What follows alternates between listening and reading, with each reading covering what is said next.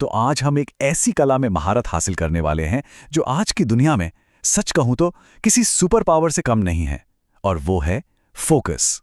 Master the art of focus किताब से मिली सीख के आधार पर हम समझेंगे कि इस शक्ति को अपने अंदर कैसे जगाया जा सकता है। कभी कभी ऐसा लगता है ना कि टैलेंट तो बहुत है, क्षमता भी है, लेकिन ध्यान है कि एक जगह टिकने का नाम ही नहीं लेता। अगर ऐसा महसूस होता है तो यकीन मानिए ये सिर्फ हमारी कहानी नहीं है। चलिए समझते हैं कि इसके पीछे की असली वजह क्या है और इसे ठीक कैसे किया जा सकता है। तो सबसे पहला और बड़ा सवाल, आखिर हमारा फोकस बार बार टूटता ही क्यों है? और मजे की बात यह है कि इसका दोष शायद हम पर है ही नहीं, बल्कि हमारे दिमाग की बनावट पर है। देखिए, आज की दुनिया में फोन की हर एक घंटी, हर मैसेज का वाइब्रेशन और हर नई रील, ये सब हमारे दिमाग को डोपामाइन नाम के केमिकल का एक छोटा सा इनाम देती हैं। और धीरे धीरे हमारे दिमाग को इन छोटे छोटे तुरंत मिलने वाले इनामों की आदत लग जाती है। तो दिमाग के अंदर ना एक सीधी सी लड़ाई चलती रहती है। एक तरफ है वो आसान से इनाम जो तुरंत मिल जाते हैं, जैसे स्क्रॉलिंग करना, और दूसरी तरफ हैं वो बड़े लक्ष्य जिन्हें पाने के लिए लगातार मेहनत लगती है। अब जब दिमाग को शॉर्ट टर्म खुशी की लत पड़ जाती है तो वो किसी भी लंबे काम पर टिक ही नहीं पाता। तो सार यही है, जो इंसान अपने दिमाग को चलाना सीख लेता है, असल में वो अपनी किस्मत को चलाना सीख लेता है। और यही कंट्रोल फोकस की कला का पहला और सबसे जरूरी कदम है। अब यहां एक बहुत ही दिलचस्प बात सामने आती है। फोकस करने के लिए हमें दिमाग से लड़ना नहीं है, बिल्कुल नहीं। हमें तो बस उसे समझना है और उसे अपना साथी, अपना सहयोगी बनाना है। असल में हमारा दिमाग ऊर्जा बचाने के लिए ही बना है।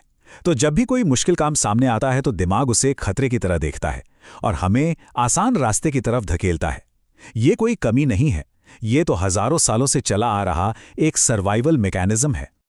जरा सोच कर देखिए, जैसे ही हम ये सोचते हैं कि चलो 2 घंटे लगातार पढ़ते हैं, दिमाग एकदम से डर जाता है और बहाने बनाने लगता है। वो इस बड़े काम के पहाड़ को देखकर ही घबरा जाता है। तो इसका तोड़ क्या है? इसका समाधान है छोटी जीत का कॉन्सेप्ट। 2 घंटे के बजाय अगर हम सिर्फ ये लक्ष्य रखें कि चलो बस 10 मिनट फोकस करते हैं, तो दिमाग इसके लिए आसानी से तैयार हो जाता है। और जब वो 10 मिनट पूरे होते हैं ना, तो हमें एक छोटी सी जीत का एहसास होता है, जो आगे काम करने के लिए हमें मोटिवेट करता है। ठीक है, तो जब हम दिमाग को अपना दोस्त बना लेते हैं, तो अगला कदम क्या है? अगला कदम है कुछ ऐसी आदतें डालना जो धीरे धीरे हमारे फोकस की मांसपेशियों को मजबूत बनाएंगी। ये 5 आदतें वो नींव हैं जिन पर एक लेजर शार्प फोकस की इमारत खड़ी होती है। चलिए एक एक करके इन्हें जल्दी से समझते हैं। सबसे पहले, दिन की शुरुआत अपने सबसे जरूरी काम से करें, जब एनर्जी सबसे ज्यादा होती है। फिर एक समय में सिर्फ एक ही काम पर ध्यान दें। मल्टीटास्किंग एक धोखा है। अपने फोन को दूर रखकर और नोटिफिकेशंस बंद करके एक डिस्ट्रैक्शन फ्री जोन जरूर बनाएं। हर 50 मिनट के काम के बाद 5 मिनट का एक छोटा सा ब्रेक लें ताकि दिमाग फ्रेश हो सके। और आखिर में, रात को सोने से पहले अगले दिन की योजना बना लें। इससे दिमाग को सुबह उठते ही एक साफ रास्ता मिलता है। आदतें बनाने के बाद अब हम एक और लेवल ऊपर चलते हैं, और वो है अपने ध्यान को, अपनी अटेंशन को जानबूझकर कंट्रोल करने की स्किल। आज के दौर में ना असली खेल टाइम मैनेजमेंट का नहीं, बल्कि अटेंशन मैनेजमेंट का है। असली प्रोडक्टिविटी इस बात से तय होती है कि हम अपनी मानसिक ऊर्जा को कहां और कैसे खर्च करते हैं।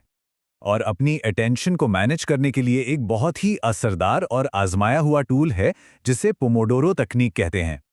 इसका पहला नियम बहुत सिंपल है। 25 मिनट तक बिना किसी भटकाव के सिर्फ और सिर्फ एक काम पर पूरा ध्यान।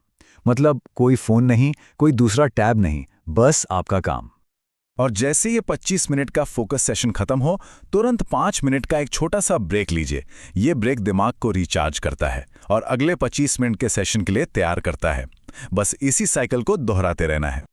तो अब जब हम सारे सिद्धांत जान चुके हैं, तो सबसे बड़ा सवाल ये है कि इस सारी जानकारी को असल जिंदगी में कैसे उतारा जाए और फोकस को सच में अपनी सुपर पावर कैसे बनाया जाए। इसका सबसे अच्छा तरीका है एक 30 दिन का फोकस चैलेंज लेना।